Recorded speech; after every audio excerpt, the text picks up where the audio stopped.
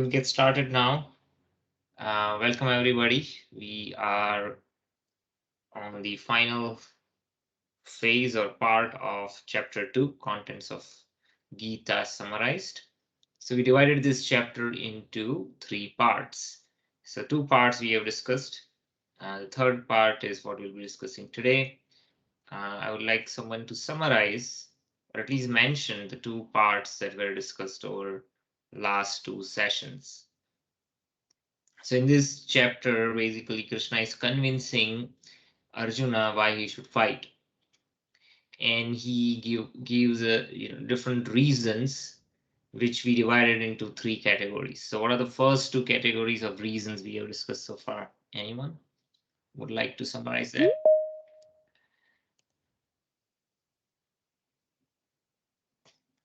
We have some volunteers. Anay, do you recall what was the first?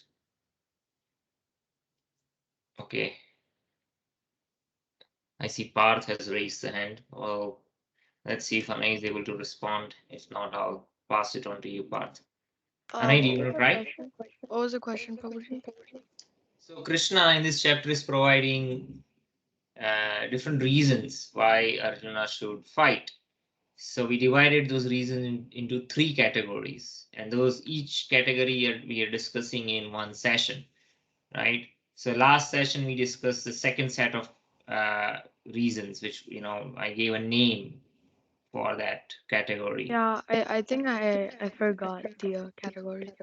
And then in the session prior to that, we discussed another set of reasons, and there was a theme associated with those reasons. So I'm just asking who can summarize. Yes, Parth. So Your voice is breaking. so fine now. Yeah. Okay. So Krishna is giving reasons why he should fight, and Arjuna is giving a lot of good reasons why he should fight. So Krishna is going to represent and his duties and aggressive. Your voice is breaking now. So what is the first set of reasons if you're describing one word, one or few words? First set is birth and death. Okay, or in general, basically birth and death applies to the body, not to the soul. So Arjuna should not lament that his grandfather or teacher will die, right? So that's the first set of reasons. What is the second set of reasons? Let's. Can you get someone else who can try that? Let's see, Arisha, do you want to try that?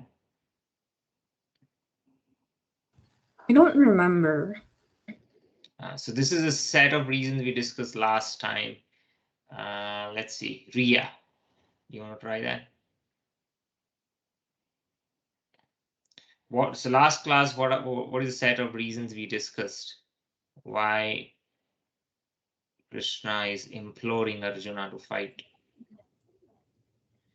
Well, he was saying that like you don't need a lament for the soul because the soul never dies. Yeah, there is a first set of reasons, right? So that's we discussed in the very first session of the second chapter. The second set of reasons. Didn't he also say because you're a pure Kshatriya, so it's your duty to fight? Exactly. So yeah, that's the second set of reasons. Oh, If you yeah. remember, I also remember he said it was like a win-win, like a situation that if you don't die, I mean, then you get like the kingdom and you can rule. But if you do die, you still get to go to the places where the Kshatriyas who did their duty, you get to go to that place. Exactly. So all those sub reasons, they fall within the overarching category that, well, Arjuna, you should perform your duty. Right? Performing your duty is beneficial in this life and in next, right? So he's focusing on duties. Like this is just your duty. You do it. Don't be bothered about success or failures because it's a win-win situation. Because you're executing duty, there's no question of failure. Even if you apparently fail and you have to die because you executed your duty perfectly, you'll be elevated to the heavenly planets. And the third set of reasons, which we'll discuss today, is the final crux or the essence of Bhagavad Gita, which is performing devotional service to Krishna. So this is a higher understanding of the duties. So one is duty. Well, I have to do duty because, well, I have to do, it's my duty, right? So you kind of own something and you deliver on it. But this is understanding, well, why I am doing this duty, for the benefit of whom, who is the beneficiary of this duties that I have taken up so seriously. And that is the essence of karma yoga. So yoga means to link, and we are linking with whom? We are linking with the supreme personality of Godhead, which is Krishna. And the process by which we are linking is our duties or actions. There's no one in this world who can just remain idle, right? I mean, people by nature, they are prone to some kind of activity, and everyone needs to earn money. So everyone needs to perform some kind of work. So that work can also be linked to God.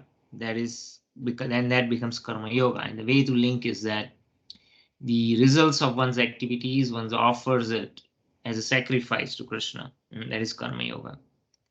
And that is what we are going to discuss today. So let me jump to part 3. This is part 3. So in this section, Krishna is imploring Arjuna, perform your duty as a devotional service, right?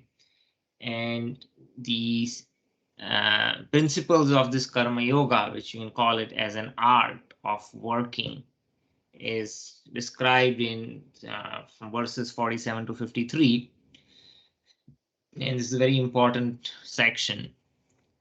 Here, essentially, Krishna is saying Arjuna that, well, you have the right to perform your prescribed duties, and who is prescribing it, right? So as soon as you say prescribed duty means there is a qualification. It's not whimsical, right? So I can think, well, my duty is to, like, somebody might be engaged in illegal activities and say, well, I'm a criminal, so my duty is to commit theft, right? Or burglary, or engage in some sort of illegal activities. So to to challenge that or to remove that misconception, it's not a whimsical duty, it is prescribed duty. That means I cannot imagine what my duty is. So who is prescribing this duty? Anyone has any guess?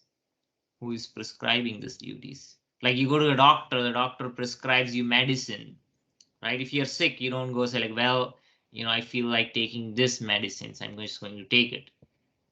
Then that medicine might not be effective. In worst case, it might be even be harmful. So somebody is prescribing. Who is prescribing this duty? Anyone has any idea? Samarth, what do you think?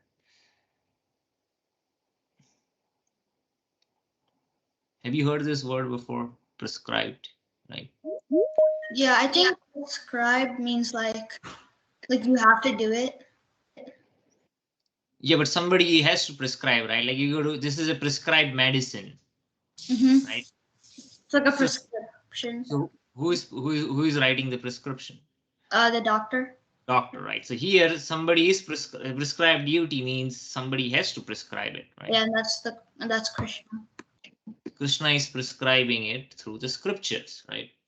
And then just like a medicine is prescribed based on the diagnosis of a particular kind of disease, right? If somebody is afflicted with corona and if you give a medicine for malaria, which one of our ex-presidents was recommending, that it's not going to be effective, right? Similarly, the duties are they also have to be prescribed based on the individuals, and who are those individuals are classified based on varna. Sorry. Varnashram system. Yes, the varnashram system, the 4 social divisions.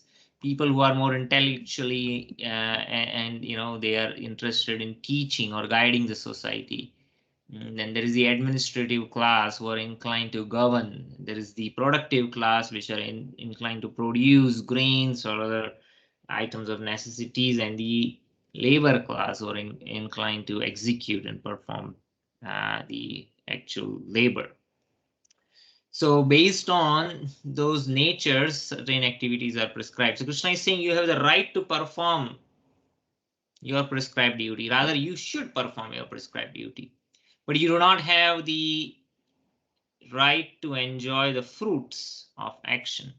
So how do you understand that?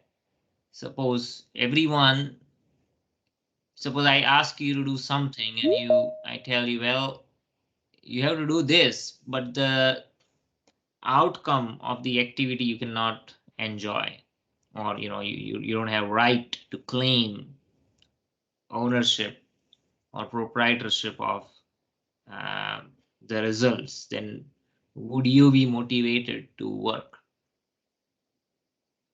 Right? Anyone? Samarth says no, you cannot be motivated to work. Anyone here thinks that, well, I will be motivated if I say that, hey, you do the work, but you don't have the rights to enjoy, right? Anyone would be motivated? Right? Looks like no one. So why is Krishna saying this to begin with? Like earlier, we just learned in the previous section, Krishna is saying, hey, it's a win-win situation. If you win, the outcome of that victory is that you will be able to enjoy the results. The fruits of your action is the right to rule over the kingdom, and you will be able to enjoy it, right? But here Krishna is saying, well, you're not supposed to enjoy, right? So what is Krishna doing? Is Krishna contradicting himself? Like just few verses ago, he said that, hey, win-win situation. Either you go to heaven or you enjoy the earthly kingdom. So these are the results of your action. Now he's saying, well, you're not entitled to fruits of action. So I think he was like Arjuna listen, and then he just like started telling him like the downsides. What is it? Like by telling that it's a win-win situation, he made Arjuna listen, and then he led him to like this place where like he would like say like which is good and which is bad. Okay. Any other thoughts anyone has? Anyone wants to make an attempt? Let's see. Ashwin, you want to make a guess? What is Krishna? Is he contradicting himself here? What's going on?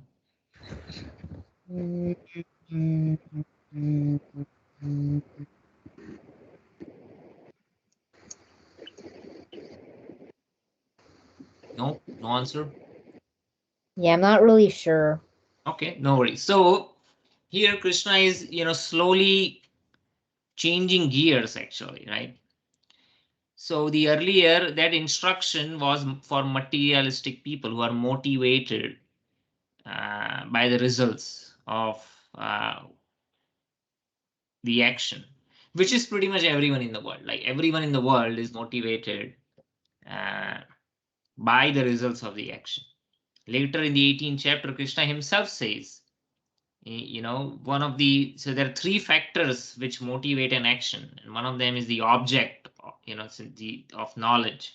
That means object of knowledge and the object of knowledge are the two of the three, which means the knowledge about something that you want to gain, and what is it that you want to gain, right? So unless you relate to that, you won't be motivated to work. So it is a valid thing. What Krishna is saying over here is a much higher principle, uh, which is not very natural to us, but that can be achieved with the practice of karma yoga. And the way it works is, in this world, when people are motivated by action, or some kind of results, if you heard the law of diminishing results, I'll explain you very simply. Is suppose you're very hungry, and when you're hungry, you feel like I'll eat an entire plate of prasadam, right? Very hungry. Now, as soon as you put the first morsel of prasadam in your mouth, your hunger is a little bit satisfied, and so you're not like dying out of hunger as you were dying earlier, and so now you're a little satisfied. And by the time then slowly as you eat more, your hunger diminishes, and the motivation for you to eat more, which you had initially, the urge subsides.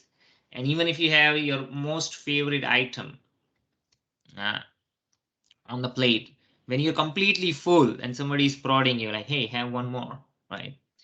and you're like, I cannot, I'm so full, I'm not able to take anymore. So in this way, the law of diminishing results applies to everything.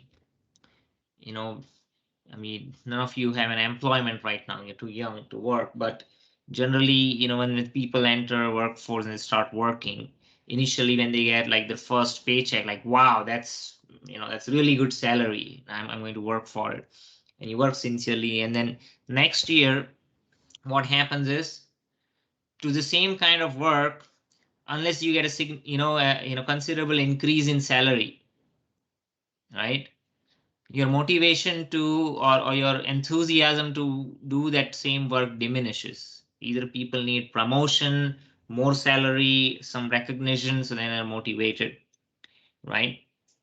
But when people are engaged according to the nature, they don't need an external stimulation. Just like, a small child, maybe when, now, all middle school, high school, you're a little bit, more responsible, and you might have developed taste for studying, and you might be self-motivated. Somebody doesn't need to come and prod you like, hey, you need to do your homework, you need to do study. But maybe there was a phase, or there was a time when maybe you're not so motivated, and your parent might say, well, you know what, if you study hard, if you get like an all straight A's, for instance, or at least a B plus, then I'll get you your favorite, I don't know, bike, or you want something, for your, as a present that you've been looking out for a long time. And so now you're stimulated to work on it. But when you're self-motivated, you don't need that external stimulation, right? You're like, oh, this is, I need to do. That's, I, eh, right? So you're not looking for like short-term, immediate gratification, right? You're self-motivated. So when there are things like that which, so as you grow up, something to think about, right? As some of you might be thinking about what kind of career you want to take up when you grow up. Well, one way of thinking is, well, where I can, which has a opportunity for making good money, good progress, right? So that's a criteria many people have. But more important than that, or even some people think, okay, not so much about money, but this is what I'm passionate about, right? Have you heard that word? Like, I'm so passionate about this, I want to pursue this as a career. But what happens with passion? The passion can fizzle out. You're passionate about something today, but you might be passionate for wrong reasons, because you don't have any direct experience, right? For instance, well, I'm so passionate about art, I'm going to maybe take a career in art, but when you go into real life, maybe more than art, you have to deal with people and processes, and other things of administration, and which might bog you down, right? Or there could be other things that you did not foresee. So instead of, because passion can go away, right? And it's not about simply your liking. uh, Liking can also change. I might like something today, I might not like that same thing tomorrow. So rather, one should pick up a profession according to one's nature, and what one's nature is, something I'm driven to do, though I might not like it, right? Though I might not be even the best among my peers, I might not be really extremely good at it, but it's something that I will, I'm so motivated to do, even if I fail, even if I'm not good at it, even if I sometimes not like doing it, but I feel like I need to do. Sometimes, for instance, some people are, uh, cleanliness freak, which is a good thing, but they use that term freak. I mean, you want to keep things clean. When somebody comes and makes a mess in your room, right? It's not clean, and you hate, like, oh, I have to, this is, I don't like my room so messy. It needs to be in good shape, and you hate doing it because now you have to get up and spend time and energy and to clean it all up. But because you cannot stand that room in an unclean state, you are forced to clean it, though you don't like it. And you might not be really good in making it like crystal clear and clean. You might not be the best uh, when it comes to making everything very neat and tidy. and you might not even like doing it, but because you cannot stand that, you feel like this needs to be done, right? You'll go ahead and clean it. So that is what tells you what your nature is. And ideally, if you select a profession, as you think about it, eventually, where you are really driven by something to that extent, you don't need external stimulation or motivation, then you'll be satisfied. And eventually you will, just anything that you do over and over again, you'll become good at it. And so you will become good at it, and you will have good income. So don't worry about that, right? uh, that's how one should think about their career, right? And so here, this person is not then motivated by the fruits of the action. So now he's thinking, okay, this is because any kind of external motivation will go away in due course of time. So then you're thinking, okay, now then if his results are not really for me, then for whom are they, right? For whom am I working? So based on the learnings from scriptures, we understand that, well, everything belongs to Krishna, right? And then we are supposed to offer him. That doesn't mean you offer your entire salary to Krishna. Just like when you make any kind of food preparation at home, you offer it as a bhoga to Krishna, right? And then you eat the remnants. Similarly, when we offer a portion of our salary, it could be money, and doesn't have to be money. Like there are people who are making actual products. And traditionally, when farmers used to produce, they used to just use the grains and offer it to the temple instead of money, right? Or if you are a weaver, somebody's a weaver, they would weave a cloth, and then they would use the cloth for making dress for the deities, or you serve it, use it for the service of the brahmanas or the devotees. So in this way, everything can be engaged in the service of the Lord. So that becomes karma yoga. Just like as soon as I earn income, I have to pay a portion, not my entire salary, but a fraction of my salary I have to pay as a tax to the government. So Krishna is not like a tax collector, but the point is that that becomes a bona fide. If you don't pay your income, that income is illegal. It's black money. So similarly, the results of the work, when offered to Krishna, they become free from karma. So that is the understanding. So it's a very deep concept, and so I will try to explain with various examples. Does this make sense? Anyone has any questions on this before we move ahead?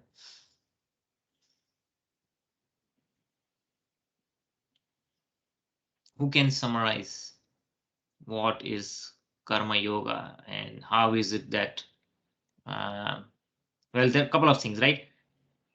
How can one work without being motivated by the fruits of the action, right?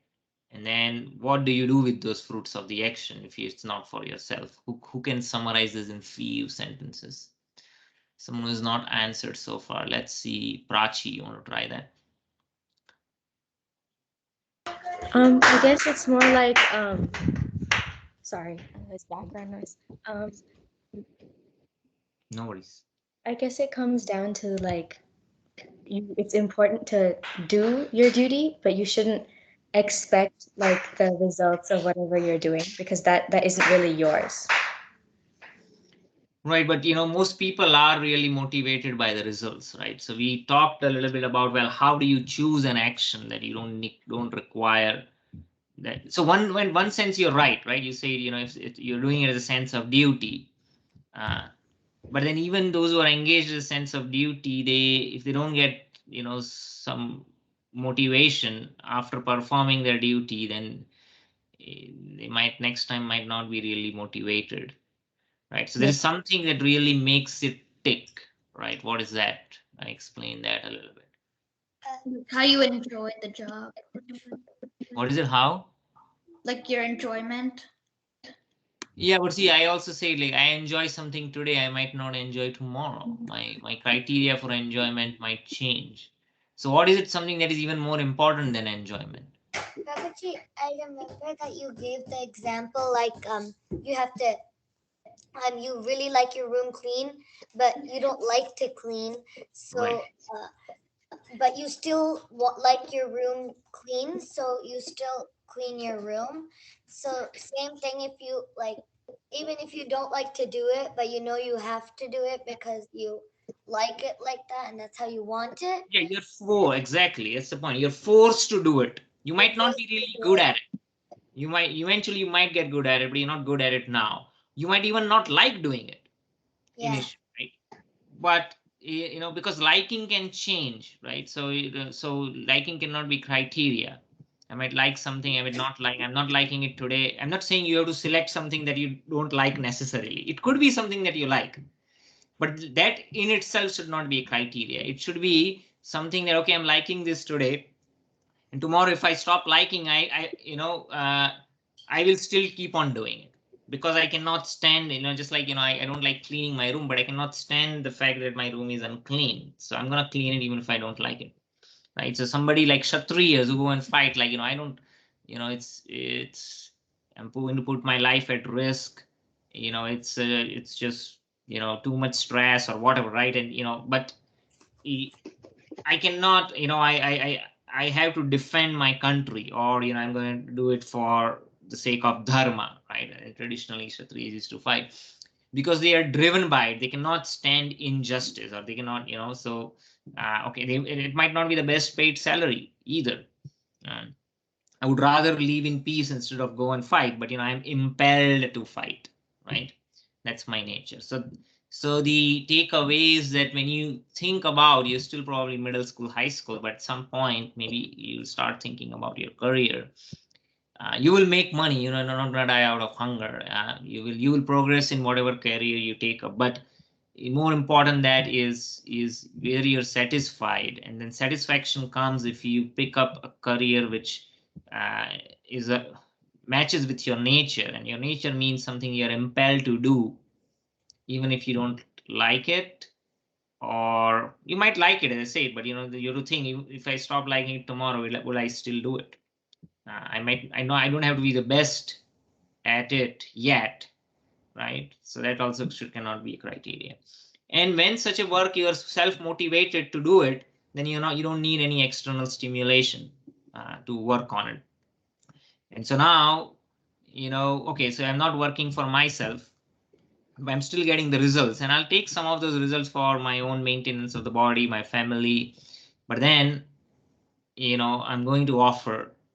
I'm not attached to the results now. You see, earlier, if I need some external stimulation, I'm attached to the results. But now I'm not attached, because I'm not doing in order to get, and enjoy the results, right?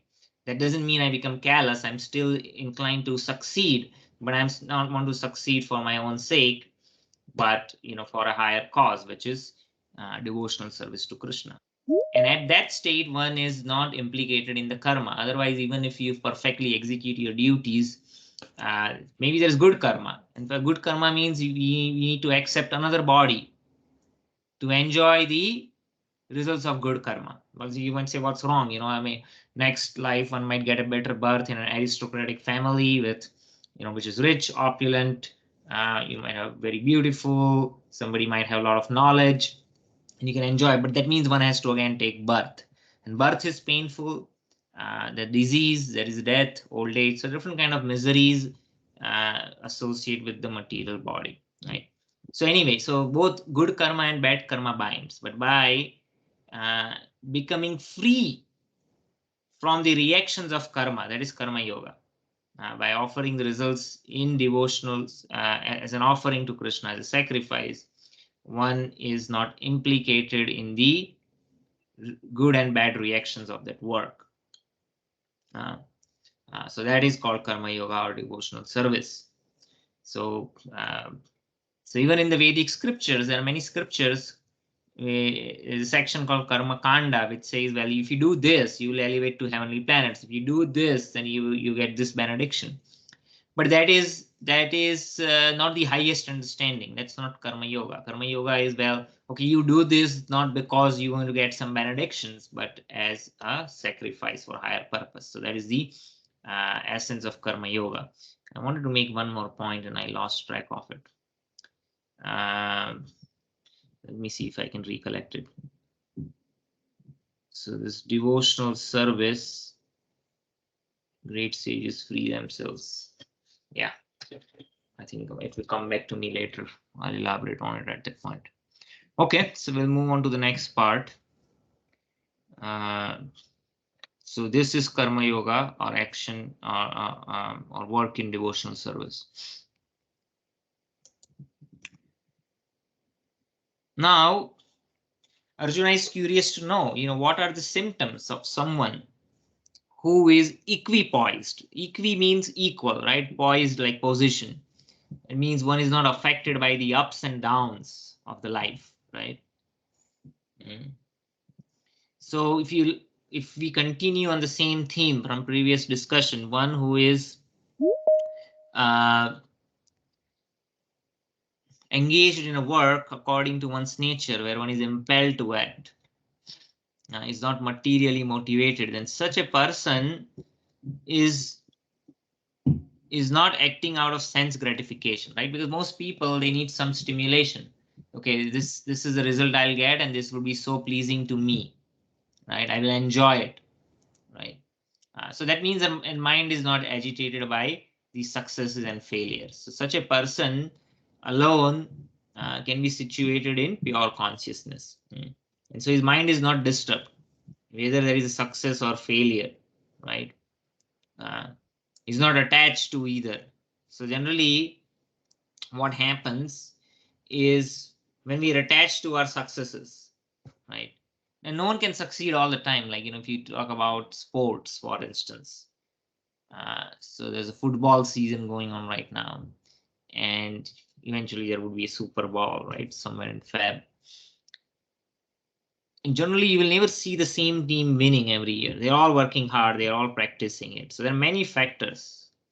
There are factors which are not within our control. We'll learn about all the factors later in Bhagavad Gita. There are 5 factors which affect the success, and not all 5 factors are always in our control. And so,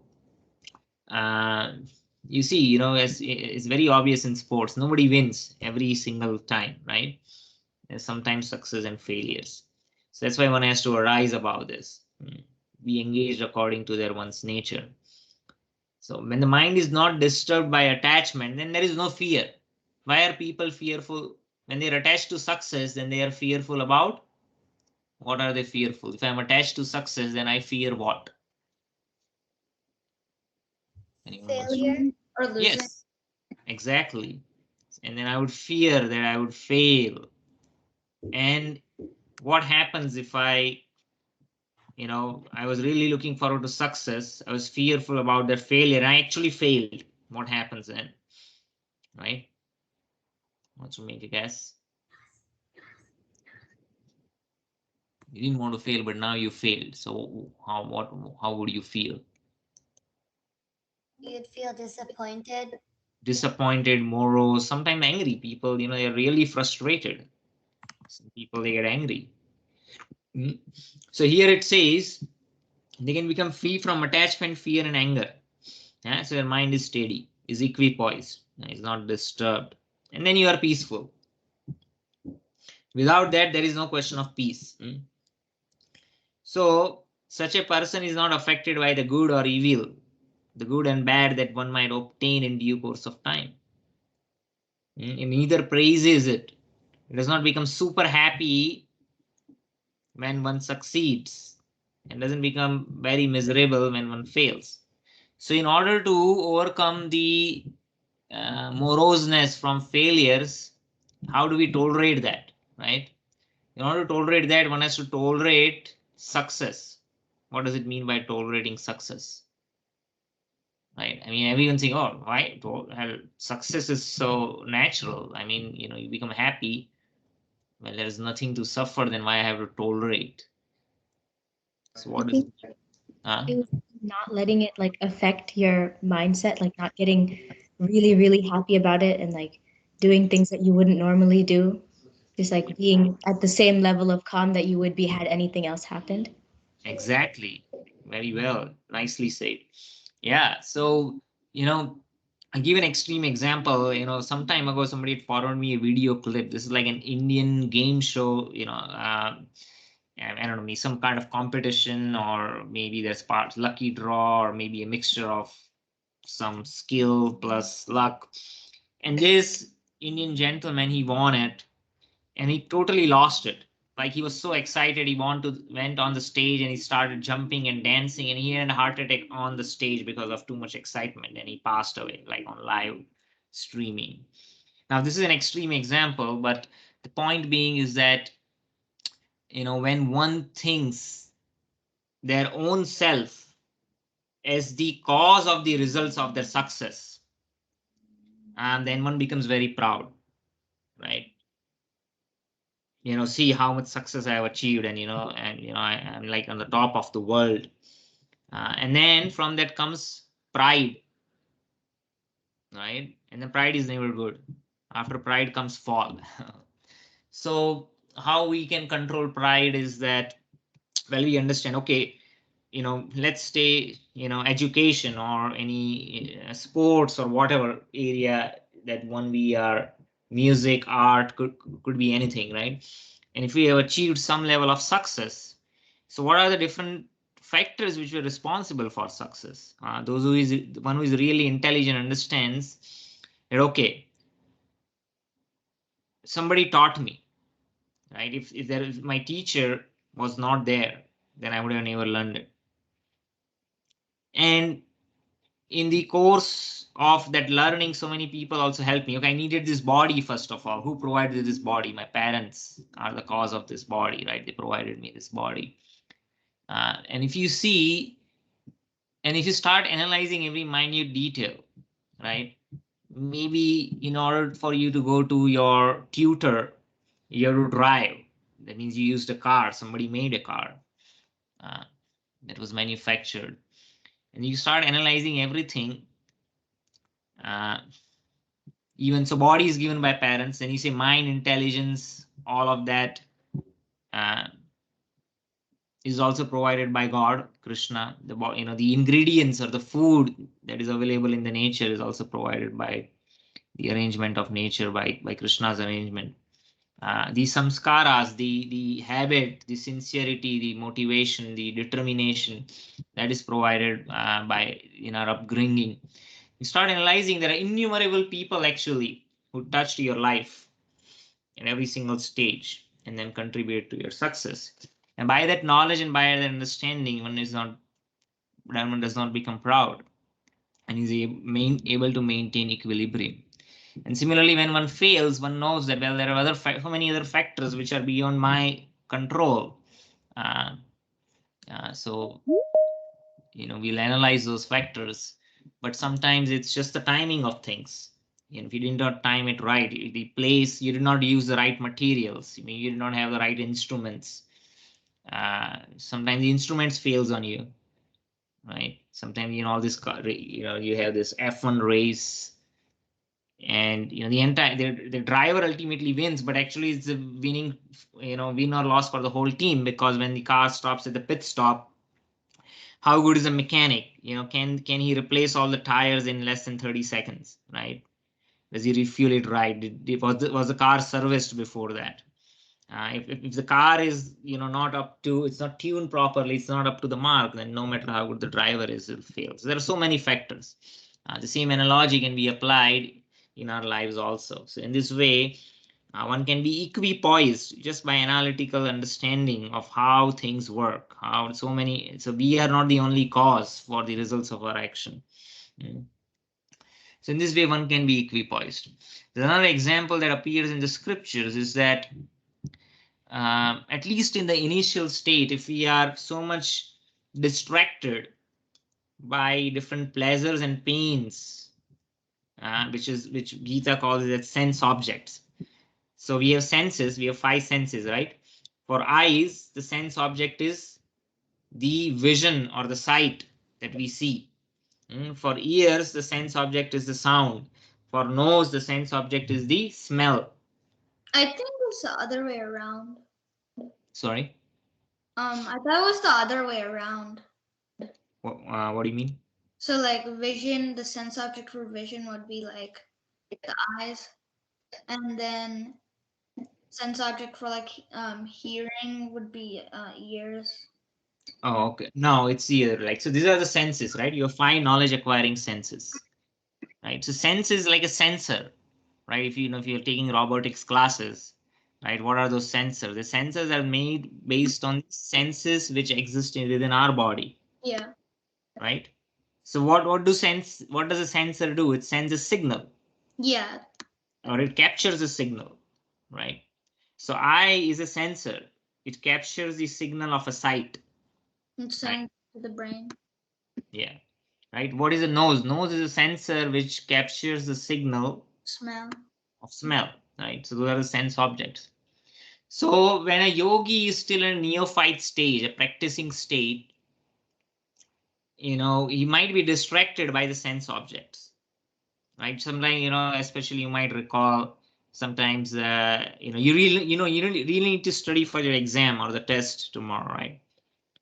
But maybe, you're hearing some nice music, someone's playing, maybe your sibling is playing, like, oh, you need to listen that music, and now you're not able to focus on studying. Or maybe your mom made, very nice, delicious food, and you're smelling it, and now your mom says, well, you only can come at 8 o'clock for your dinner or 7 o'clock, and it's like still 1 more hour left, and you cannot resist it, but you cannot focus on it.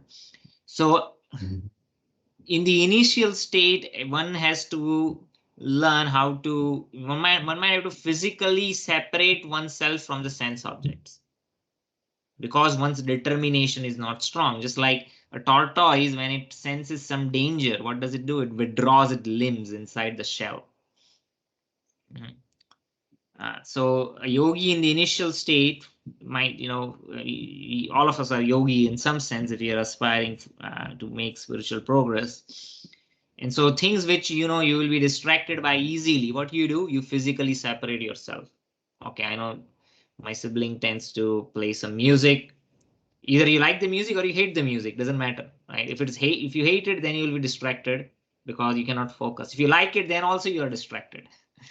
Same thing, right? So sense objects is not necessary that always it's pleasing. It could be pleasing or it could be unpleasing, but it could be distracting in either case. So one might have to physically separate oneself. So this is the initial state, but eventually as the yogi matures, when one is in union with the purpose, one is driven by one's nature, then one is not distracted. Yeah, can I even think of an example where, like, you're so much into something that nothing can distract you. You don't even sense it. Like, see, you're so engrossed in it because you're one with doing that work, that if somebody's calling you, you might not even, you might not have, if the sound might go in your ear, but you might not even have realized that someone is calling you. Watching the football game. What is it? Watching football games. Yeah, if you like football, you're watching football game, and your father is yelling at you, hey, you did not do your laundry, or this needs to be done, and like, father might come in, shouting for like 10 minutes. Cannot listen and say, what? You've been calling me? I didn't even realize it, right? So what happens is, similarly, when one advances in any kind of activity where we become so much engrossed, and we, especially when things which are activities which are taken up according to one's nature, one is so motivated, then no sense object distracts them. One need not physically isolate oneself from those sense objects. Regardless of those sense objects might be pleasing or displeasing, does not matter. One is not disturbed. But the initial state, one has to be like a tortoise. If you're still not there yet, and you need that physical isolation. Any questions on this?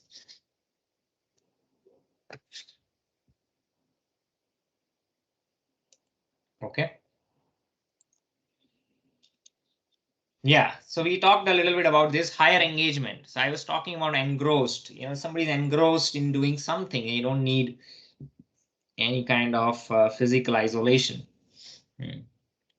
So by higher taste, that is called higher taste. As soon as one has a higher taste for something, the lower tastes go away. So that's maybe you have habits that you want to overcome. So if you artificially try to stop your habits, it won't be possible. But if you take up a activity which is inherently good, but you're right now not naturally attracted towards it, right?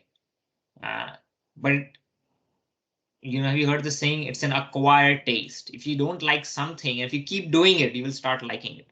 Yeah. Right? And it applies to both good thing and bad things. How do people cultivate bad habits? Like sometimes, some kids, they, start taking to some addictions or intoxicants. Maybe first time somebody, a friend might say they're a bad association. They might say, hey, here, have a smoke. And the first time they put that cigarette or whatever in their mouth, right, they start coughing. And so it is displeasing actually. But under peer pressure, they continue to do it. And over a period of time, by practice, earlier they didn't like it the first time, now they start liking it, right? But actually it's not good for their health, because like they were coughing when they first time had the smoke, it's actually still hurting the lung. So similarly, one has to not go by liking. See, this smoking one did not like earlier, but now one starts liking. Similarly, I might like something today, I might stop liking it tomorrow. So liking cannot be a criteria. One has to really see, is it something inherently good or bad for my own nature, right? Especially when it comes to work. So yeah, so one has to learn sense control. Initially, that sense control comes by physical isolation from the sense objects. Eventually, when the consciousness is developed, one is not disturbed by the sense objects. So the analogy that is given in the Upanishads is that this chariot is compared to a body. So so the biological body that we have, you can compare that to a chariot. And just like a chariot is impelled or pulled by the horses, our biological body is pulled by the five senses. So you see, each of these five horses have one sense organ on it. Like this one has an eye, this one has a nose, there's an ear represented here, there is skin, and there is tongue. So what this means is that we might have a purpose or a journey. We are going on a journey. But if our horses, our senses are like the horses. If they go in different directions, then yeah, they can distract us. Just like you're going on a journey for your exam. That means I will study for my exam. But now you got distracted by the football game because somebody's playing the TV's on, and you hear the, cheering going on, right? And like, oh, what happened? What's the score, right? You want to go and watch football. So now you're distracted by the ear. So you now the horse, which represents the ear, is going to take you on a different path, and you won't reach your goal. So sometimes you might be distracted by nose or the ear or the eyesight or the tongue or all five, right? So the senses have to be controlled, just like the horses have to be controlled. So how do you control the horses? Through the reins, right? So the reins can pull the horses back, right? This horse wants to run away, but you can pull the reins back. So what are the reins in our body? Mind. Mind is a rein. Mind can be compared to a rein. Because as soon as, what is mind? Mind is a reservoir of thoughts. Just like, what happens is, as soon as you hear that cheering from the TV for the football game, right? The thought comes in the mind. And mind says, oh, I should maybe go. I should not go. Like, so, but the thought comes. Just like the horses, when they are running, they are carrying the reins along with them, right? Wherever the horses go, the reins also will go, right? Mhm. Suppose no one's holding the rein, right? If the reins are just lying, the horses go, the reins will go. So mind is also carried away by the senses. Wherever the senses go, the mind will go. But the reins have to be pulled back by an expert driver. If driver is expert, knows how to control the horses, then you can keep on the journey. Otherwise, if the driver is not the expert, then the horses will go where it wants to go, not where the driver wants to go. So who is the driver in our body? Mind are the reins, and who is the driver? Anyone wants to make a guess? The body? The body is a chariot, right? The body is pulled by the horses. The intelligence? Intelligence is the driver. So what is the function of intelligence? To make the senses aligned and Yeah, to discriminate. So see, as soon as you hear the sound of cheering, a thought goes in the mind, that hey, I should go and enjoy the game. But your intelligence is properly situated. It says, well, this is not the right time to watch the game. There's a game every weekend. And if someone wins or lose, I personally don't gain anything. I'm not going to get a prize. But if I flunk the exam tomorrow, I'll be in trouble. So I should not let the mind do what it wants to do, or the senses. Senses are naturally attracted to the sense objects. That is not their fault. But I have the discrimination. I'll decide what is right, what's wrong. That is intelligence. Function of intelligence is to discriminate. Mind is passive. One side of, just like on the reins, one side is horses, other side is a driver. Whoever is more powerful will win. So mind is like that. On the one side of the mind are the senses, on the side of the mind is the intelligence. Whoever is more powerful will win. Mind is simply a conduit of thoughts. And who is this passenger in the back? Looks like this person is really freaking out. Maybe it's not a good driver. So in the analogy of our body, who is this? The soul. The soul. The soul is the one who is experiencing it. But we do not have direct realization of the soul because we are overcome by this bodily experience. Just like, if you're too young to drive car, but or maybe you have an experience, you can think of maybe when you learned how to drive a scooter or a bike. First time you're driving up, your bicycle, you're nervous, you're unsteady, I'm going to fall down, right? So you don't feel one with the bike, right? You don't identify yourself with the bike. It doesn't come naturally. But once you're an expert rider, what happens is the bike becomes an extension of yourself. You can ride it with so ease. You're not even thinking. Your subconscious mind is paddling or even controlling the handlebar. And you might be thinking about, what you're going to do tonight, or the weekend, maybe the game that you want to watch, or, the fun things that you plan to do, or you're planning for your studies or whatever, right? Your thoughts are there in your mind. You're not even thinking about how to ride a bike, how to paddle, or how to go in this direction. You might not be even thinking of directions. You only subconsciously know where you need to go. That means the bike is now an extension of your body. You become one with the bike, right? Similarly, we are actually a driver or a rider of this body, which is a vehicle. And we are so infused with the identity of the body, we don't realize it. And so we experience the pleasures and the pains that come from riding this body, right? So if the horses are not good, if the chariot is shaky, the roads are not good, then our ride is also not good. But we think, oh, this is all in all, then we enjoy or suffer.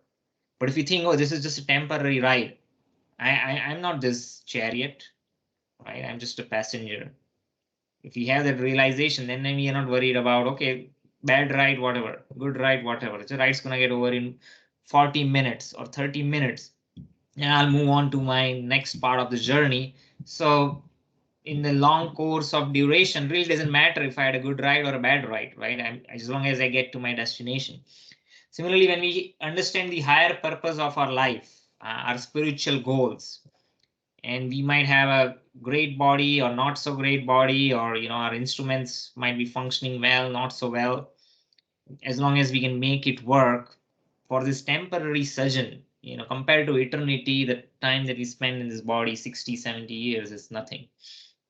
It's like a quick ride, right? So let's make the best use out of what we have towards our ultimate goal. Okay, any questions on this?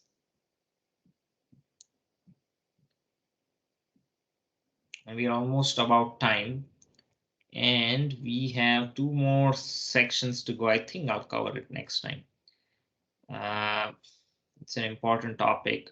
Here we will study what is the cause of anger. We will systematically, chronologically study different phases.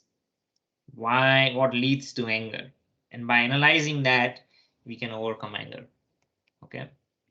And then the final implication of is, once one is steady, one can become steady when one is not disturbed by intelligence and anger.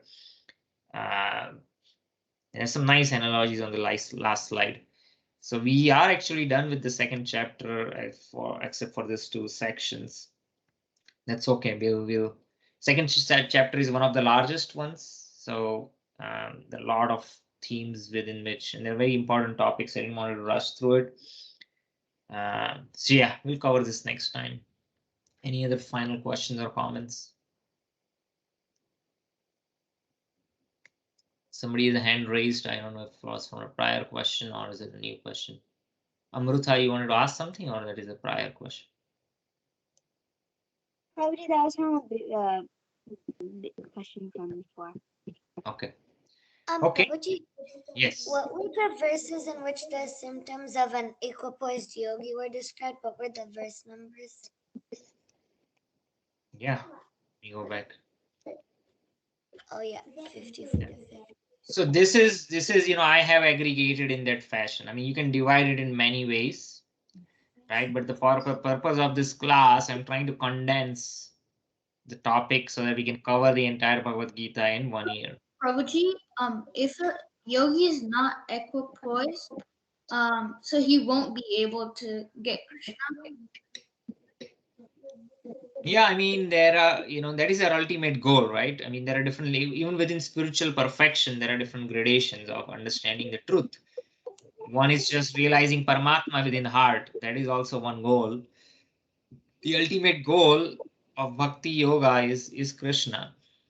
There are different levels, and the yogi can fail at multiple levels, right? It's possible, but he will have another chance. He can start from where he left. Yeah, but if a yogi if he just becomes equipoised and he doesn't focus on Krishna, then that's a waste.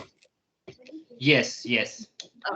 We'll get to it, different kind of yogas and what is the ultimate yoga and what is the ultimate goal of the yoga. We have not discussed that so far because Krishna is slowly introducing topics.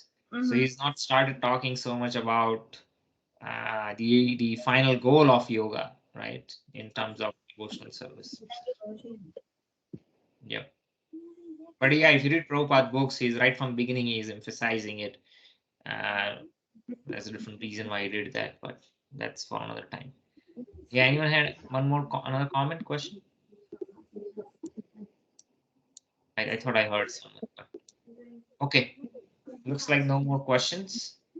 Concludes today's class. Thank you, everybody. Hare Krishna.